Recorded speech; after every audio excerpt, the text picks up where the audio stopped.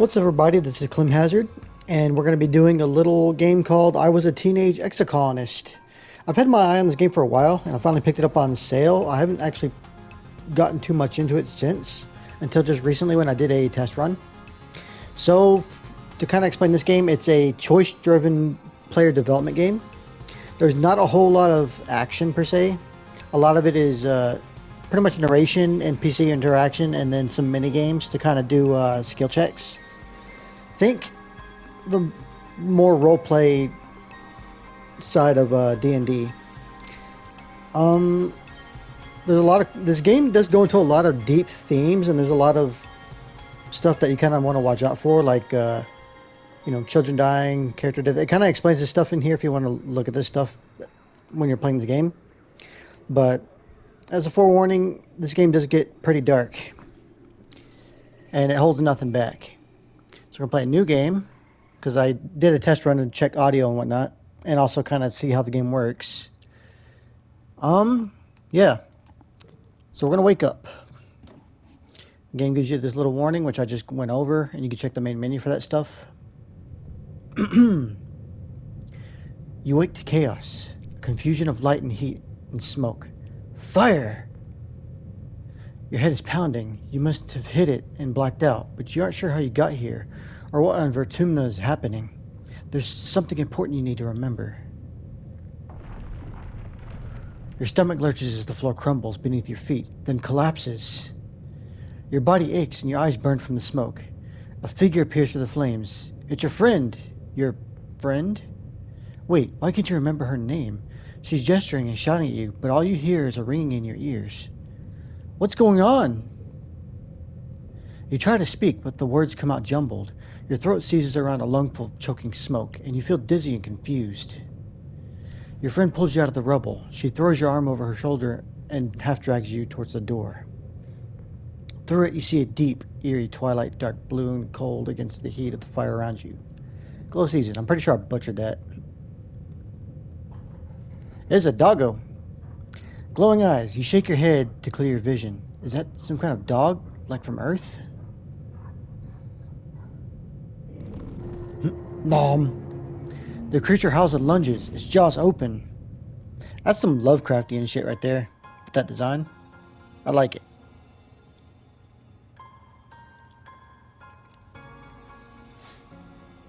I was a teenage exocolonist.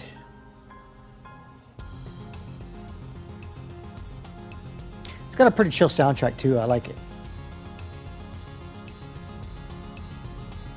There's our ship. You were born on the Stratospheric, Earth's first colony ship, halfway through its 20-year voyage to a wormhole at the edge of the Sol system. Your parents run the hydroponic gardens, which make fresh air and vegetables for the ship.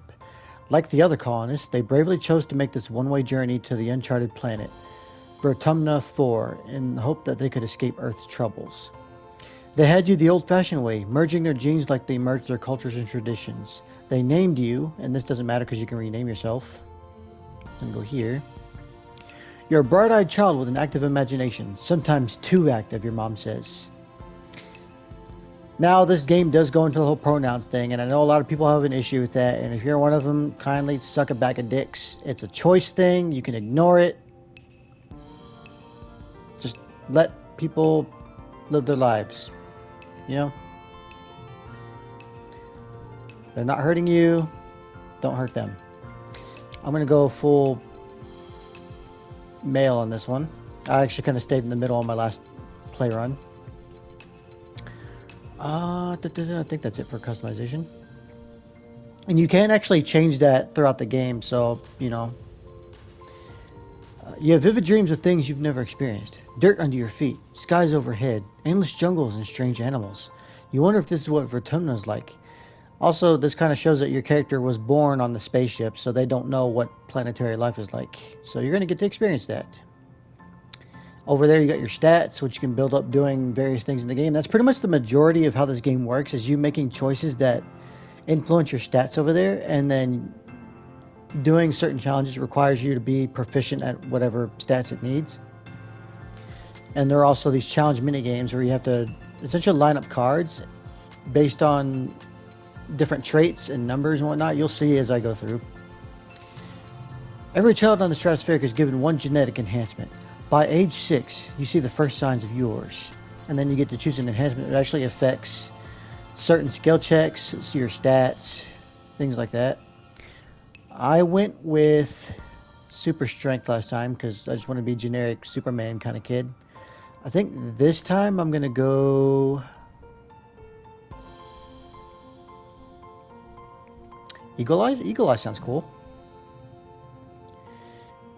No, and it gives me a toughness stat of 10. Oh, perception. Never mind. Well, it's in the same box down there. Your eyes have both eagle and owl DNA, so you have superhuman long distance and night vision. Not only can you see all the way to the holo projector in the back of the classroom, but you can read Professor Howell's private holopalm notes. Sometimes they say confidential, which is exciting, but you don't understand most of the big words. The other kids think you're a little weird, except, and then here you can choose your childhood friend. I think this affects the story outcome in the beginning of the game. Last time I went with this here, the emo kid, this guy. Unlike his serious, studious twin sister Tangent, this is the kind of boy who sits in the back of the classroom and doodles on his holopalm. You bond over cracking jokes about the weird diagrams in your textbooks. His quiet nature and his morbid curiosity make him somewhat of a loner, but at least he has a friend in you.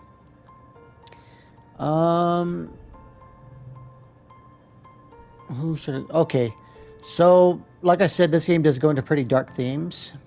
I'm not going to spoil anything, but for this run, I'm going to go with Tammy. Tammy is the kindest person you know. She idolizes Auntie Seaton and is always following her around, helping her with the babies or learning how to cook. She has the best snacks at class recess and always shares, especially with you and Cal. She and Cal are just as close, so it's kind of like having two best friends. Also, she's into cooking, so that's definitely my jam. So, Tammy, you're my best friend. You're 10 years old when the ship finally reaches the wormhole. Professor Howell says it's like a doorway to other star systems, with the planet Vertumna 4 on the other side. You run emergency drills for months to prepare. Also, your childhood friend gets they get a bonus in starting affection. If you see over there, I get 1 heart. Everybody else starts at 0. Doing certain activities can boost your affection for different characters. When the day finally comes, it starts with a rumble, then things start to slide off the tables. You hurry to gather near the escape pods, just in case. The emergency area is crowded with families. It's going to be fine, Clim, your dad soothes. We'll be through the wormhole and down on the planet before you know it, just like we've practiced. Your mom gives him a sharp, worried look. Also, you're going to find out your dad dotes over you a lot in this game. And your mom's kind of a hard ass, but she's soft. Red emergency lights switch on as the siren begins to sound somewhere distant on the ship. You try to breathe slowly like you were taught, but you're very scared. You look out a porthole. The stars are gone. When you're frightened, what do you do when you're frightened? Well, I can't put on a tough face because I don't have high toughness. What would I do? I'll think of a game to play. Well, you know what? Let's be a softie. Let's go with empathy. You bawl like a baby. It feels good. You aren't the only one. Nearby, your classmate Tammy has tears streaming down her cheeks. Mars is trying quietly to console her. She sighs as your crying makes Tammy wail even more loudly. Your dad puts his arm around you as you let it out. That's right. Just let it go. Oh, we got 20 stress from that. I just noticed that. You wait. The shaking builds. Then everything starts to get very weird. The hallway stretches, and you're stretching too. Your arm's impossibly long. Your head feels like it's slowly filling up like a balloon and contracting down to the size of an atom at the same time. Is this the wormhole? You hear the distant, ominous squeal of metal giving way as the ship shudders and lurches in slow motion. The weirdest part is the sense of déjà vu. You're sure this has happened to you before, and you know, somehow, that everything's going to be okay.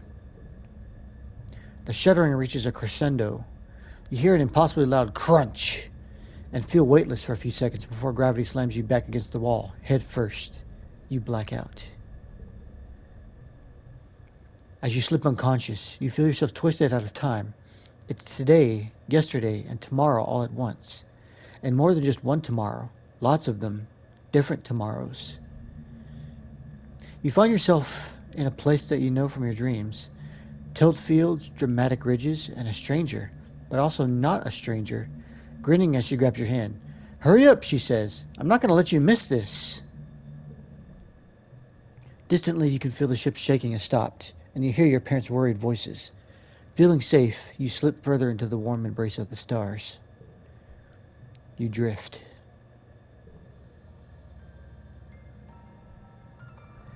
Gradually, your consciousness reforms. You wake up in the med bay. The med bed under you plays a soft tone, and an automated voice speaks. 2 weeks have elapsed. The patient's cranial injury has completed healing. They may now be safely discharged. As the fog lifts from your head, you realize something seems different about this room. It's so bright. You try to focus on the windows. Something is definitely different. Sunlight, trees, or the ground? I mean, we may have passed by some stars, so sunlight may not be new. Trees, we have the hydroponics area, I guess. We've never been on the ground, though, so let's do... The ground's different. Instead of the familiar blackness of space, bright light from twin blue and yellow suns is streaming through the windows. You peer out and see fields, glass-walled domes, and walls ringed by giant mushroom-like trees. There are construction materials everywhere, and people walking around outside, on the ground. You better get out there and join them. Hello, Kay. Let's run my ass out there. It's snowing, or it looks like snow. Oh, Tammy jumps as you step out of the ship's quarters behind her. You're awake. Are you all better? You better go see your dad. She points southeast towards some geodesic domes. What's up, Tammy? How you doing? Tammy looks concerned. You slept for so long after you bumped your head, she says. I bet your parents were worried. Your dad is working over in geoponics, near those domes. They're called greenhouses. I would go with you, but, well, this is as far as I've been from the ship since we landed, Tammy stammers, blushing. It's scary outside. Okay, she doesn't say anything else. Anybody else I can talk to around here? Okay, so pretty much this is kind of the hub of the game. Every day this game goes in months. Every month that passes, you get to choose a different activity in each of these buildings. And as you develop your stats over there, you can unlock new activities to do. And each of them can raise your stats. They can give you, sometimes give you cards which are relevant for the minigames and the skill checks. And you can also raise the affinity with different characters like Tammy here. And sometimes on the field you can find little collectibles, but they won't show anything yet. Let's go talk to Dad. Sup, Pops? Clim, your dad gives you a big warm hug. I'm so happy you're finally awake. Dr. Instance thought it'd be best to keep you asleep while your noggin healed. Your mother and I thought you might sleep away the whole year. My snoozy little gooseberry, oh God. He checks your head and looks relieved. He was clearly very worried about you, but covers it with jokes and smiles. I'm going to point out right now, there's definitely kind of a gender role reversal between Dad and Mom in this game. You'll definitely see it when we talk to Mom. People are probably going to have an issue with that, but I really don't care. It's endearing. But we're going to be a tough ass. Welcome to Vertumna, he says, gesturing around you. You've never seen the stratospheric from the outside, except in pictures. The ship has been separated in two, and parts taken off to form other buildings and a big wall around the whole colony. The alien jungle creeps right up to the wall. Only the geodesic greenhouses pass outside it, dotting their way up the hill. It's beautiful. I'm glad you agree, he says. Your mother and I, we've been waiting a long time to see grass and trees again, even if they are purple. Oh, before I forget, he pulls a package out from his satchel and hands it to you. You blink and stare at it blankly. Don't you know what day it is, he asks. You honestly don't. You remind him that you've been asleep in medbay. Happy birthday, he shouts, wrapping you in a warm hug. Your birthday already? You feel a dizzying sense of deja vu. You stare hard at the wrapped package. You know exactly what is in there. You remember it. No, you dreamed about this package some years ago on the ship. Inside will be a small medallion in the shape of a sun that your dad made by hand. Actually, really good craftsmanship, if that's what it is. You know what? Let's act surprised. Open the package. How did you know this? It's exactly as you imagined, as you dreamed. A feeling of panic rises in your throat. Your hand shakes. But how? It's also a really cool medallion. Your dad notices. Are you okay, Clim? He snaps his fingers. Dr. Instant shouldn't have let you out so early. Sometimes those sleeping meds will take a while to wear off. They might make your head feel funny for a few hours. You nod. Maybe that's all it is. Also, all the characters in this game have really weird names. Besides you, of course, because you can pick your own name because you're special. Someone shouts your dad's name. Listen, I'm so sorry, Clem, he says, but I have to get back to work. There was an accident when we landed, and he stops himself. Don't worry, we're going to fix it, your mother and I. Professor House expecting you in classes, if you're feeling up to it, your dad says, pointing west to the engineering wing in the rear end of the bisected ship. Then he points to the large doors you came out of earlier. Or you can relax in our quarters until you're feeling better. We'll talk later tonight, he says, then kisses the top of your head and ruffles your hair. Have a wonderful birthday, Clem. I love you. And we unlock study humanities and engineering. Thumbs up. To enter buildings, press the X button near a door or flag. Then choose an activity for the month to gain skills and advance time. There are 13 months in a year and 10 years to the end of the game. You only have time to focus on a few things. So there's definitely a time limit in this game to do stuff. Okay, there's this. Let's talk to you. Hey, buddy.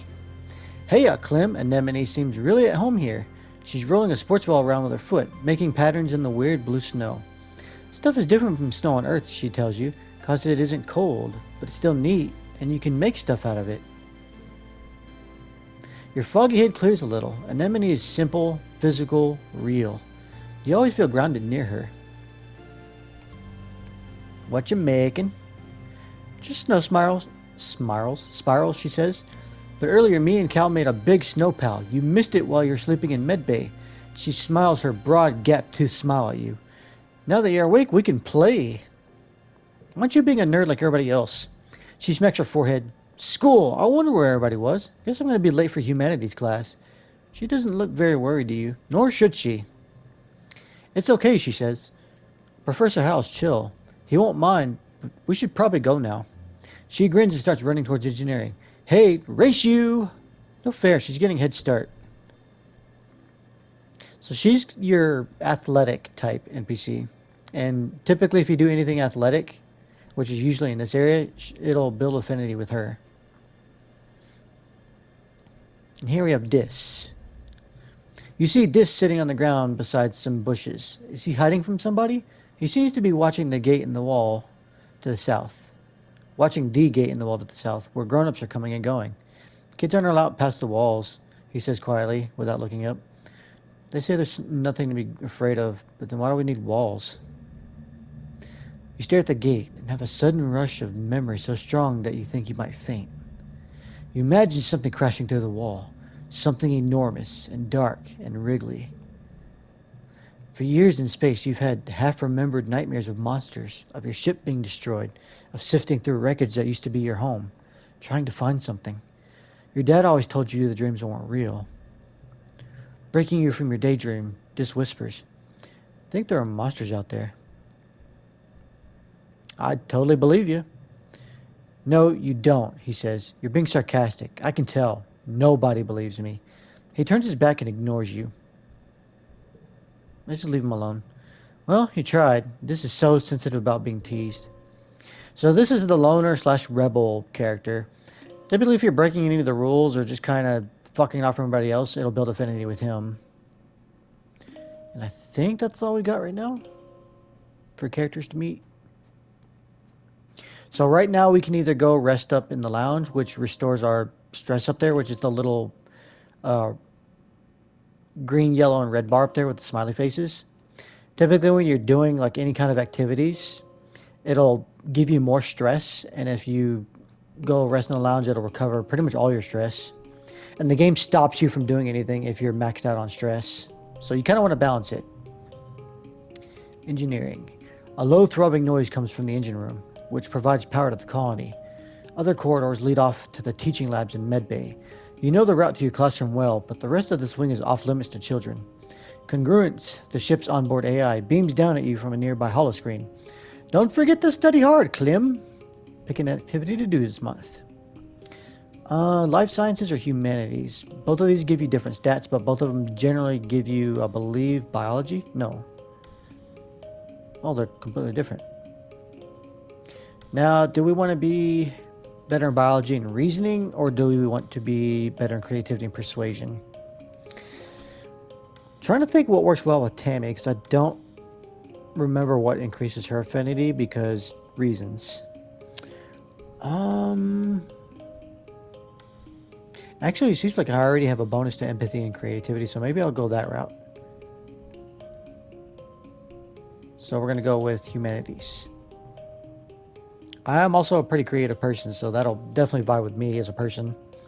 Welcome, Clim. Professor Hal greets you. I hope you're all warmed up and ready to study the glorious humanities, history, literature, language, media, and philosophy. And yes, if you're lucky, we'll have a little ancient earth poetry too. He seems excited about that last bit. By the way, if anyone's interested in taking engineering classes, please register through Congruence's scheduling system when you have a chance. She'll be helping me teach them, which we can't do that yet. It's going to be a while before we can do that. Today's assignment is an easy one, Hal says with a yawn, because I was up late preparing Congruence's subterminal and I could use a nap. I'd like you to write an essay on what the Rotunda colony means to you. What does it mean to me, personally? We could be a rebel. We could be, I guess, empathetic. No, that's friends. I don't know what this raises. And then I think this raises your toughness stuff down there. I feel safe. Actually, this raises something else. I've never actually got an explanation on the flag and the fist meter up there. I haven't gotten that far in the game on my test. Rotunda Colony is a bastion of security in an otherwise chaotic universe. Well, you don't put it that poetically, but you write about its big, strong walls and steadfast guards, and how much you like your bedroom snug in the belly of the ship. Alright, here comes our first skill check. When you work or go to class, you'll play a quick card challenge as the month passes. Move cards to fill the 5 panes and make the best hand you can. The order matters. If your total in the circle on the right reaches the goal value, you win. Depending on your cards, some challenges can't be won, but you still get a reward for doing your best, which means you can't win every skill check based on your stats. Bonuses for flushes, which is the same color together. Bonus for pairs, same number together. Pretty much like poker. Bonus for straights, increasing from left to right. The more cards in a flush, pair, or straight, the higher the bonus added to your total. Cards can also affect each other and can be rearranged to find the best total score.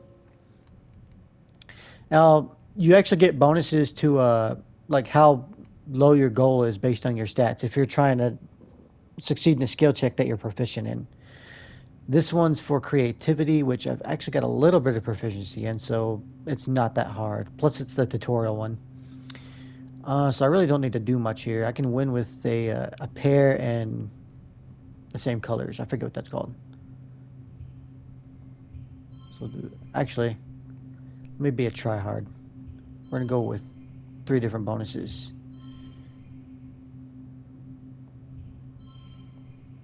Actually, I can't do that.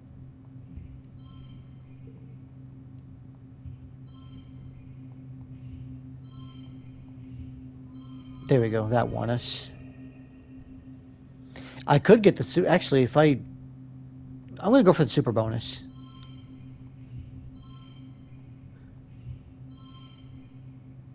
Or can I even do that? No, I can't. 10's the best we can do here. So you win by matching the goal, but if you exceed the goal, you get a bonus. Your skills increase when you work or go to school, with extra skills if you win the challenge, and a kudos bonus if you make the high scoring hand with your cards. Kudos is the little thumbs up. That's actually a currency, so you can buy special things to help you in skill checks. Working also increases stress, which prevents you from working if it reaches 100. To relieve stress, take a month off to relax in the quarters wing. That's a really long vacation. Your parents have been working from first dawn to well after dinner every day. You know growing food is an important job, and it's vital to get crops in the ground right away. But there seems to be something more than that. It's such a change from growing up on the stratospheric, when you saw them all the time. You stay up and wait for them at night before going to bed. Though you can tell they're exhausted, they make an effort to spend time with you. Sorry we haven't seen much of you, little gooseberry, your dad says. Your mom watches you as she works a pebble out of her gardening tiller. which also serves as a crutch. How have you been holding up? Well, I learned some stuff at school. I'm glad to hear that, your mom says. I want you to study hard, work hard, and stay out of trouble. Your dad smiles, and Professor Howell will give you kudos if you get good grades. You could spend those at the depot once it's open. You know, says your dad, raising an eyebrow at your mom, I think there are lots of different ways to learn, and school's just one of them. You can learn from working on a hobby or by helping a friend. Your mom shakes her head and sighs, though you can tell she's trying to put on a gentle expression. We both agree that this colony is an experiment, and that means we're going to do things differently than on Earth. Not like I'd know, I'd never seen Earth. You're old enough now to start making your own decisions about your education and future, and if that means you find your own way, we'll accept that. Your dad puts a hand on your shoulder. We'll be proud of you no matter what you do. Try talking to your friends. They may have ideas for how you can spend your time. And come by geoponics, your mom adds. We could use your help. Which unlocks shoveling dirt, because I'm totally going to do that. Alright, so it's early quiet. Now it's mid-quiet season. So there's quiet, pollinic, wet, and dry, I believe. Not in that order, but those are the 4 seasons. And then there's the glow season, but we'll get into that later. Alright, you want to talk. What's up, Anemone? Anemone's bumping a sports ball with her wrist, trying to keep it in the air. Heads up, she shouts, and bumps the ball in your direction. Think fast! Well, I can't do a trick because I don't have toughness. So I'm just going to bounce it back. You bounce the ball back and forth with her, trying to see how many times you can rally it and keep it going. Anemone tells you about the new sports ball court. A proper regulation-sized court, way bigger than the little zero-G one on the stratospheric. Her brother Calm is coaching the junior sports ball team this year. He's so great, she says. He's good at everything, especially spiking. He's coaching me to play awesome like him. You should come join us. And that unlocks playing sports ball, which increases your toughness. Anybody else can talk to? Oh, I'm going to talk to you last because fuck you. Let's talk to Dad. Hello, my little potato, your dad exclaims, smiling warmly. What have you been up to today? Playing in the fresh air, pretty much. He breathes deeply and looks slowly around. Rotunda's magnificent, isn't it? You nod. Seasons, he shouts, throwing his hand wide. I missed seasons! You couldn't simulate those on the ship? Back on Earth, it got much, much colder, and the snow wasn't half as pretty as our spark snow. He sighs, stretching. You just wait until dust season. Both the suns will be high in the sky, and it'll be real hot then. You'll see. Dust is pretty much summer. Let's talk to Mom now. You find your mom hard at work setting up the greenhouses with a small construction crew. You've seen these plans pinned to the wall of your family's quarters for years now. These geodesic domes will house the more delicate plants from Earth. Spinach, tomatoes, maybe even fruit. She takes a swig from her canteen as you approach. Looking for something to do, she asks, Remember, Clim, you're responsible for your own schedule now that we've landed. You can decide how to spend your time, so long as it's productive. She points towards the engineering wing in the back half of the stratospheric's severed frame. Professor Howell's still expecting you in class, but a well-rounded education includes practical application. You're old enough to help with the work around here. She clasps her hand on your shoulder. I've got another minute. Anything you need to know? These can kind of just tell you about the other side activities, but we'll get into those as I do them. So I'm just going to skip on that explanation. Alright, anybody else I can talk to? Can I talk to a rock? A animal? A tree? No? I guess we'll go talk to Mars then. A sharp whistle interrupts your thoughts. Hey, Clim, Mars calls out to you. Come here, I have a job for you. You walk over to Mars, who's sheltering from the snow under the ship's overhang. It's so gross here, she complains. Spark snow would ruin my good clothes. At least on the ship we had climate control. Tammy made me some soy sweets, but there's no way I'm going out there in all this weather, she continues. Since you like running around in it, could you fetch them for me?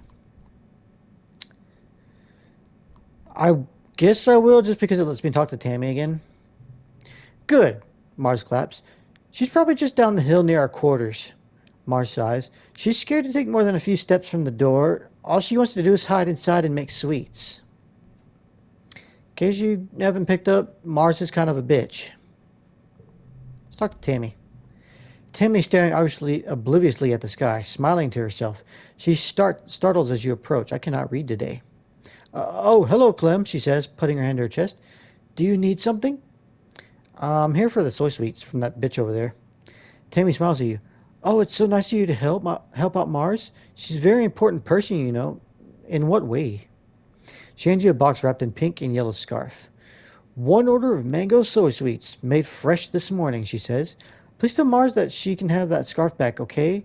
She used some of her kudos to nanoprint it for me because it's so dusty here, but I think I'm going to get used to it now. Tammy smiles again and tucks her hair behind her big elven ears.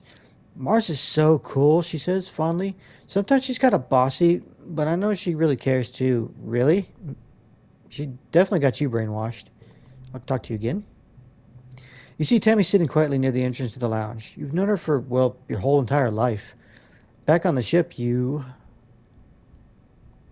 well, she is my childhood friend, so we used to play together. Tammy had the best doll collection. After her mom died, her dad used all of his nanoprinter creds to print her a different doll every month for a whole year. Her ears perk up when she sees you. Oh, hello, Clem, she says. Her voice is soft and dreamy, like a beam of starlight. Do you want to play dolls?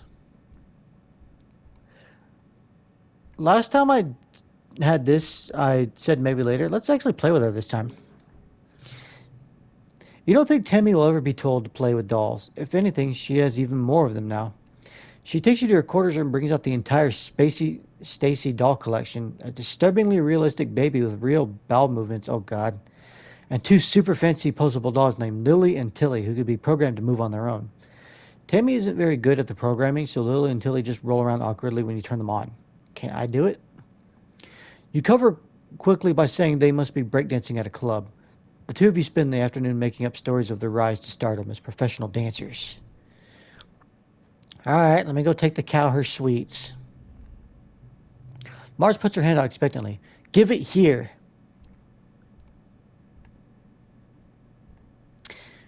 I would say I ate them, but that'd be kind of an asshole to Tammy because she made them specifically for her, and she's probably going to take it out on her. So I'm just going to hand it over.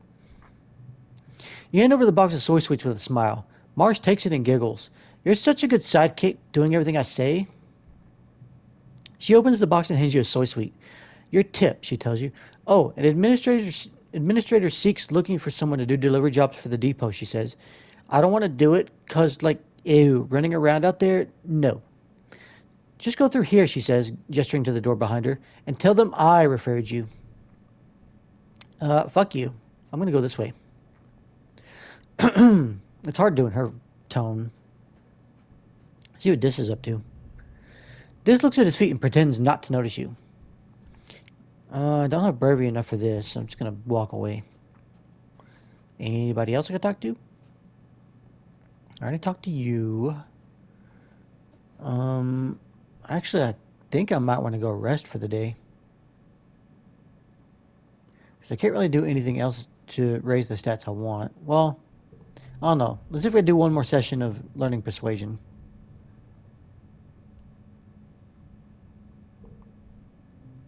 This month you're supposed to pick a play from a famous playwright and do a dramatic reading for the class.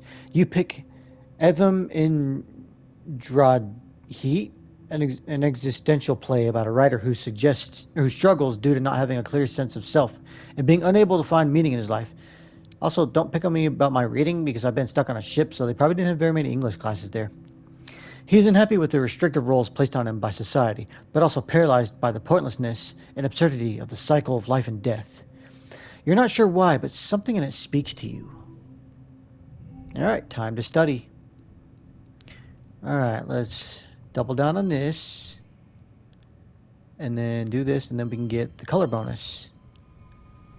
And a straight.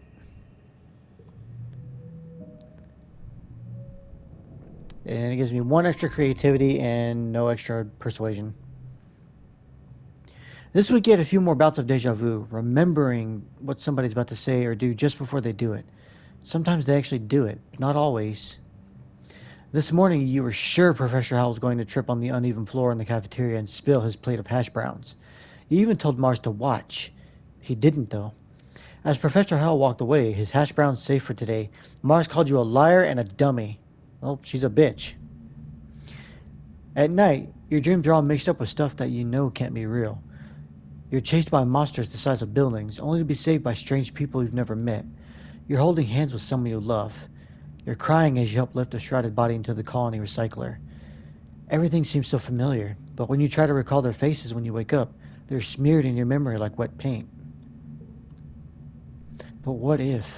What if those things haven't happened yet? But they will someday. Anytime you try to tell someone, they think you're playing a trick, or that you're sick and need to go to the med bay. You eventually decide to stay quiet about your strange dreams. Why? Well, let's try not to worry them. Last time I said secret powers are fun. Your parents have so much on their minds already. You have a feeling that something is happening at Geoponics that they don't want you to know. You don't understand it, but when they come home at night, they look really sad. You don't want to make that worse.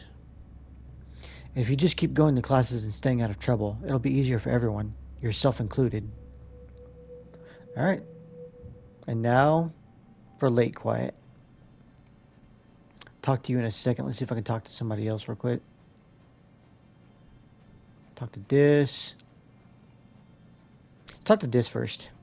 Or that's not Dis, that's Cal. Sorry, Cal. Cal's running around the geoponics gardens on his hoverboard.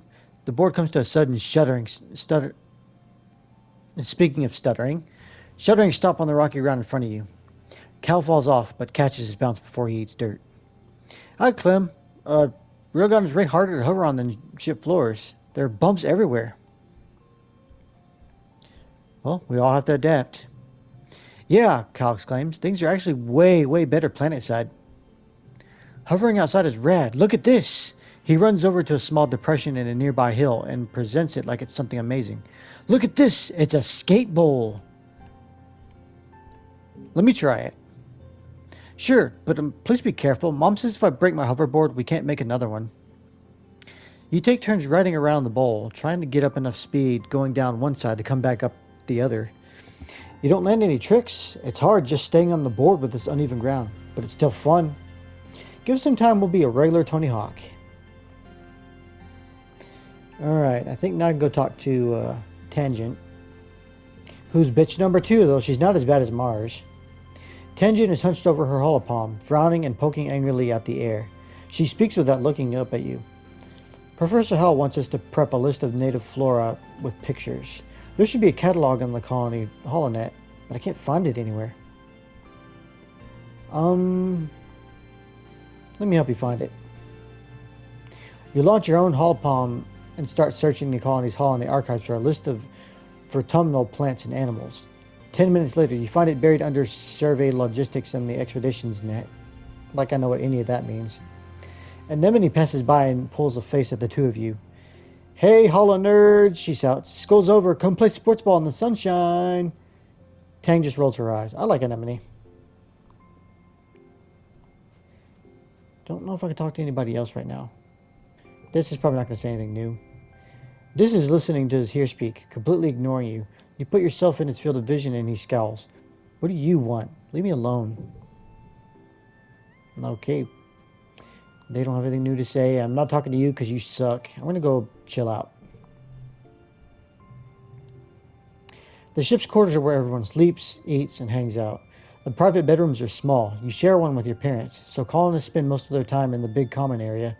There's a lounge and cafeteria and a crèche where all the little kids and babies are raised communally. Let's relax. It's nice to take some time off and to chill after all the stress of school and work. Not to mention the mental toll of just living on this unpredictable planet. Looks like you're not the only one who needs some downtime. Some of the other kids are also relaxing in the lounge. Let's talk to Cal and Tammy. Because Tammy's my buddy. Cal's braiding Tammy's long hair and weaving in strands of little colored baubles. This one's called a waterfall braid, I think he says. I saw it in an archive vid, but it's really tricky. He's doing a terrible job of it. His short, clumsy fingers getting all tangled in the strands. Do I be an asshole and try to show him up? Do I tease the two of them, or do I braid his hair?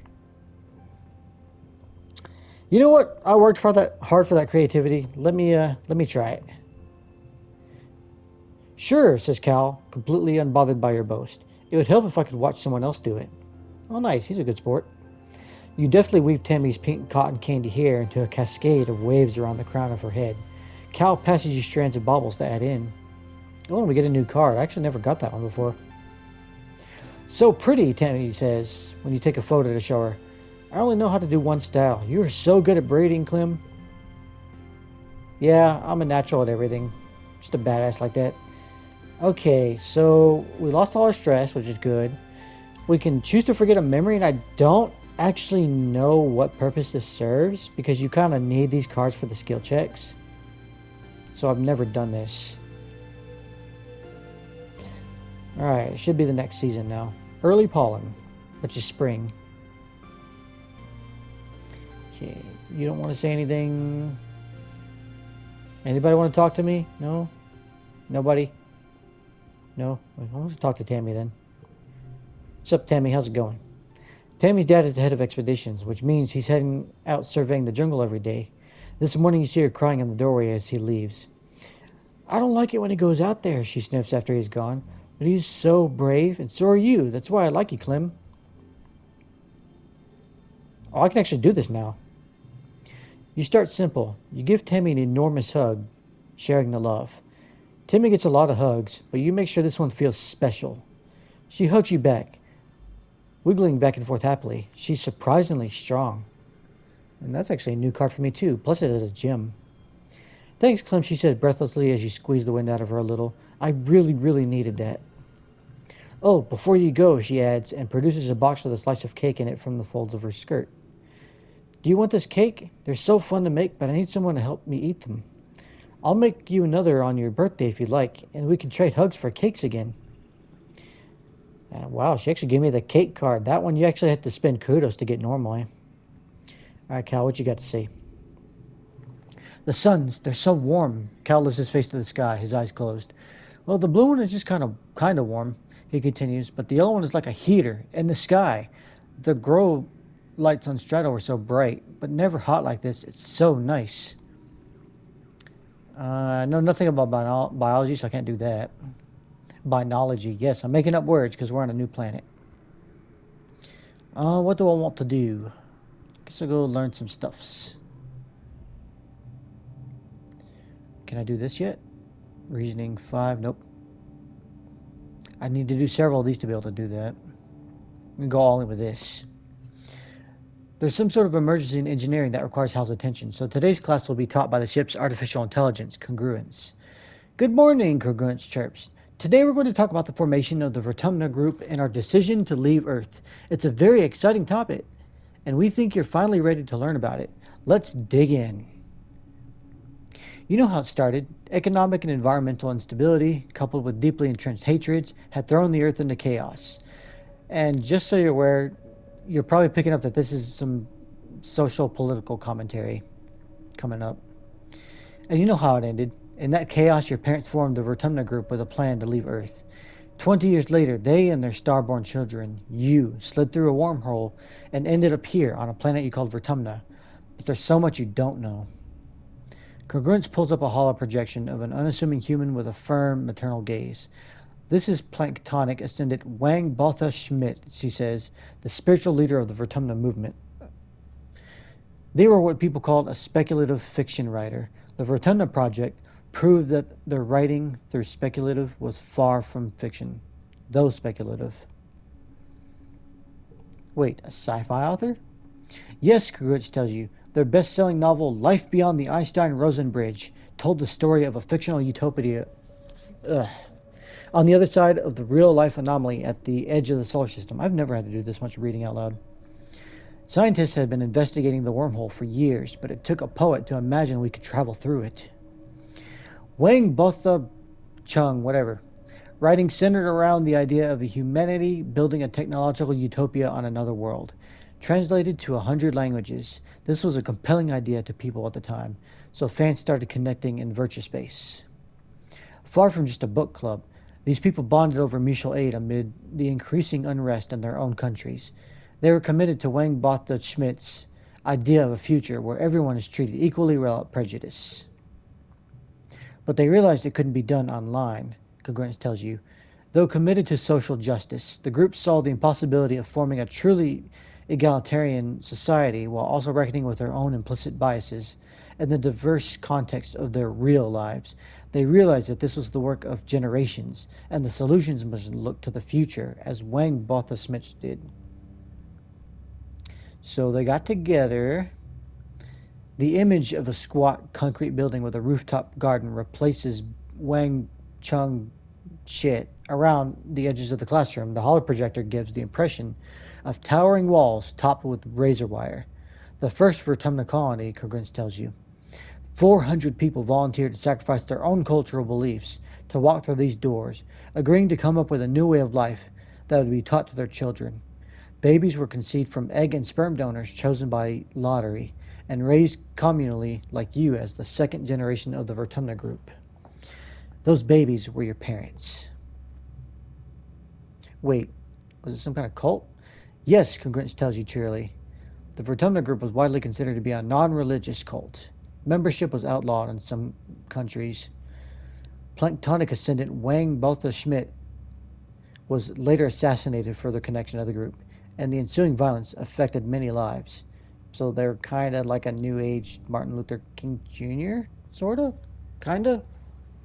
Not really? You think of your mother and her prosthetic leg, and how she rarely talked about her life on Earth. The holoprojection now shows the compound under siege.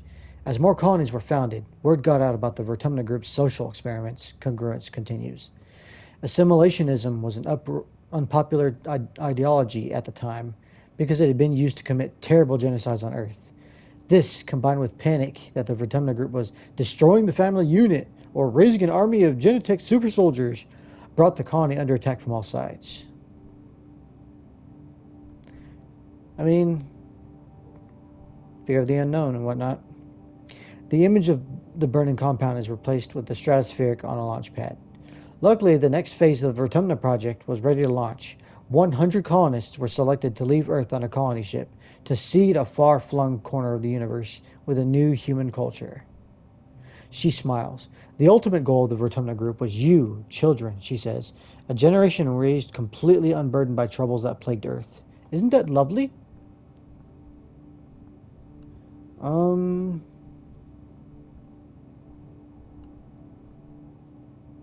It's already a lot of information. Your head is so stuffed with ideas it might burst. Professor Howell and your parents never mentioned this stuff before. They waited to tell you because they wanted you to grow up without feeling different based on your genetic makeup or family history. It's hard to imagine having a different culture than your neighbors. Yeah, you definitely haven't lived on Earth then. You wonder what it's like. Everyone celebrating different holidays, eating different food, speaking different languages. Are you missing out, or are you better without it, like the original colonists believed? Definitely better without it. It's hard to say, as the decision was made for you long before you were born. All you could do is be the best Clim you can be. Let's get to work. Okay, and this just tells you can set harder difficulty challenges, or you can skip the challenges altogether and base your skill checks on a coin toss. Which, fuck that. I actually kind of like this card game. Okay, let's see. Double down on this, and then this. And I fucked that up. Actually, we can do this. Boom.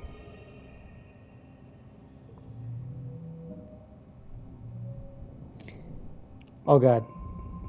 Okay. I was wondering why my stress thing was red like that, but I guess I just never noticed it before. Also, this makes me more appealing to...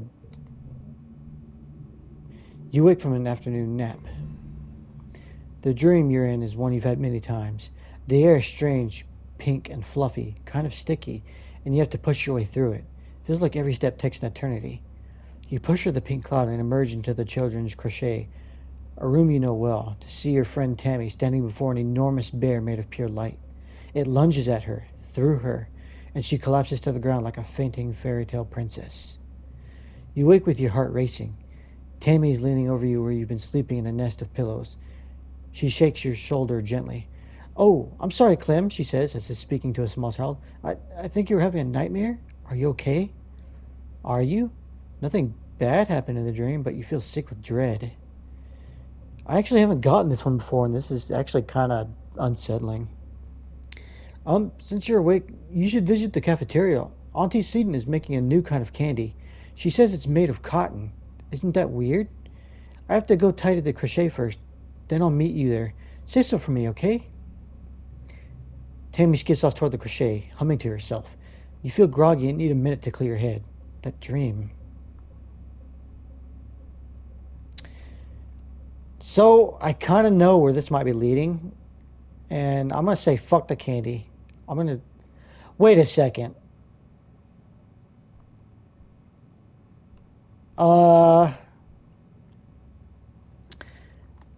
Okay. So, this is very interesting. So on my test run, on my other save file, I got to this point, and I'm just going to spoil it now. I went to go get the cotton candy, and Tammy died. She got blown up when she was trying to mess with one of the holo projectors.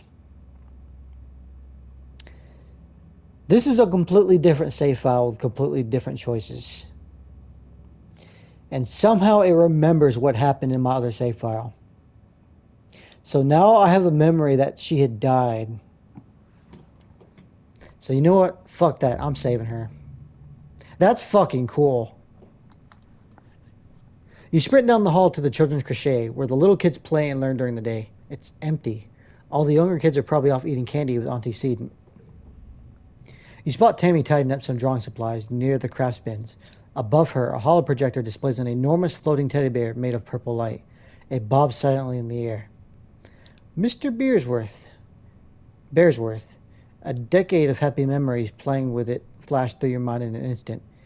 Tammy stands up on her toes and reaches for the switch to turn it off. Don't you fucking dare! You slam into her, knocking her off her feet onto the ground. At the same moment, the holo projector sparks and explodes. The bear disappears, and the whole room goes dark. Holy shit. We just saved her.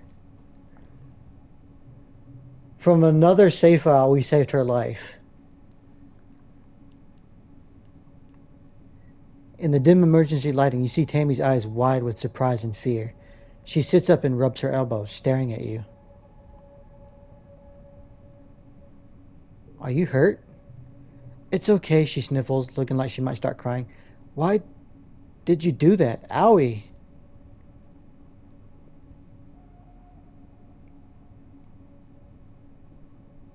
Let's be honest. We knew it was going to happen, but I'm not going to tell her why. My life? She says. She peers into the dark room, looking even more frightened. How? You try to explain that the holo projector is going to shock her, but she doesn't seem to understand. What? How? But it's Mr. Bearsworth, she says. It's just a toy. She doesn't believe you, but that's okay. You're just happy that you followed your dream and got here in time. You decide not to mention the dream, since she seems weirded out already.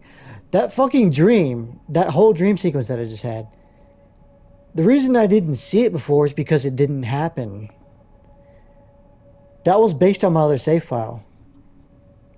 I wonder what else is going to happen in this run. Now I'm really interested in what's going to happen with these the glow seasons.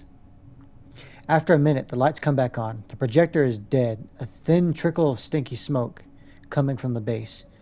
Don't worry, Tammy says, brightening as she gets to her feet. Professor Hal can fix it. He can fix anything. By the time you find the professor and finish cleaning up, you've forgotten all about the pink candy in the cafeteria. Well, we don't get the cotton candy card, but we get the Saving Tammy card, which is actually worth more. Yay, Tammy's alive! Mid-pawn season. Yay, I get to see all this with Tammy now. Fuck yes. Tammy's sitting down in the grass with a baby on her lap. They're playing nicely with some flowers or a strand of the beads in Tammy's hair or something. Tammy keeps gently removing her hair from the baby's mouth. Oh, Clim, she giggles as you join her. Aren't babies the best? There's so many new babies in the crochet. You'd think they were just starting a colony or something, she laughs. But the parents are too busy doing other work, and somebody needs to take care of the little ones. She looks down lovingly to the baby, who's now sucking on part of her skirt, getting it good and damp with baby drool. You could help too. It'd be fun. Unlocked babysitting in the living quarters. Nice. The baby chooses this moment to spit up a big puddle of pale yellow liquid into Tammy's dress. Oopsie! Tammy coos and picks the baby up. Then she holds them out toward you. Could you take them for a minute while I find a towel, Clim? The baby hiccups and rolls their eyes. They still look a little queasy to you. Sure. This isn't new to me in real life, by the way. You hold the baby against your shoulder and pat their back the way you've seen parents do sometimes. They let out a satisfyingly loud belch, and you feel a trickle of liquid run down your back. But you don't care, because there's nothing better than a fresh baby smell. You decide you might take Tammy up on that babysitting job. Also, looks like my time's about to run out. I'm going to go ahead and end it here. I'm pretty sure I'm not going to do the rest of this because that's a lot of reading. It's actually starting to hurt my throat. But who knows? Maybe we'll revisit this. I'm just glad I got a completely different outcome from based on a completely different save file. Which the game did kind of mention there was a cycle-based thing, but I didn't know that it was save file based. That's actually really incredibly cool. I'm looking forward to seeing what else changes based on what I've seen in another save file. And I'm willing to bet anything I do in this save file is going to affect the other ones as well. So it definitely encourages multiple playthroughs just to see the different outcomes. But for now, if you're still watching this, thank you for tuning in, and I'll see you guys on another video. Catch you later.